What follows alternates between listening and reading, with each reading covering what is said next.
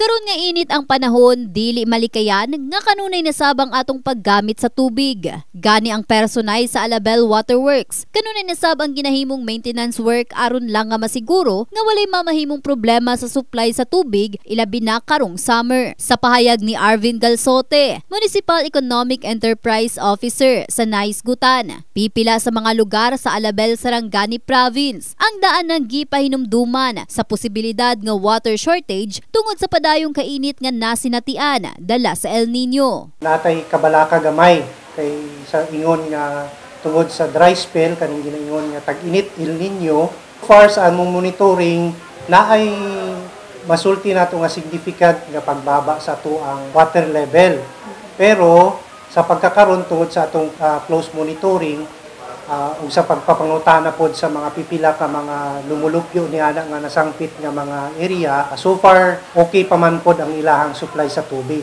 Aron makatipid sa tubig, pahinumdum sa personahe. Kung maghugas og plato, likayan nga nakaabli ang gripo, inay maggamit og planggana. Kung magligo, mas maayong maggamit og kabo og balde, inay shower, sa pagpanglimpyo usab og sakyanan o pagpamisbi sa mga pananom. Mas maayong likayan sumala pa ang paggamit og hose, kay mas makatipid kung mogamit og balde. Gani dili malikayan ni Mary Solitario. Usahay gikinahanglan ni ini nga magtipid. Gumikan gawa sa sinati ni ini ang epekto sa El Nino, gamahal usab ang ilang bayronon sa tubig. Pumioy kay times 12 baya mi ang tubig namo diri ba kay commercial. Mag-washing ko sa isa ka bulan kaduha lang. Mas maligo lang mi panglungag. Siyempre kay nakakunik mi dira sa car wash, kung daghan mag-washing, wala pud mi tubig. Maulang na akong ginakuan usahay ba. Mag-car wash gud sila. Wala pud mi tubig diri oy. Lalo pati gluto, magbuntag usahay wala.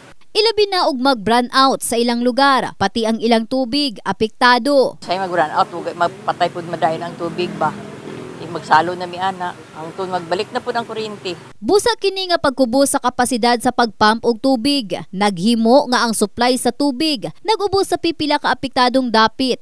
Lakip na ang Purok 8, Purok 8A, Purok Libertad ug uban pa. Sa maong kahimtang, matud ni Galzote, kinahanglanon konserbahon ang tubig aron may gamiton alang sa esensyal nga panginahanglan sa maong kritikal nga panahon. Supisyente paman ang ato ang supply sa tubig. Although dili nato masiguro tungod kay dili man gud nato makita ang nasa ilalom atong water level, kana ang atong ginapangandaman kaning mga gina-report nga mga leakages ato dayon na siyang ginapatagaan og pagtagad kay dili gyud nato gusto nga masayang ang tubig. In the heart of changing lives, kini si Russell Jean Mantile sa Brigada News Jensen, Brigada News.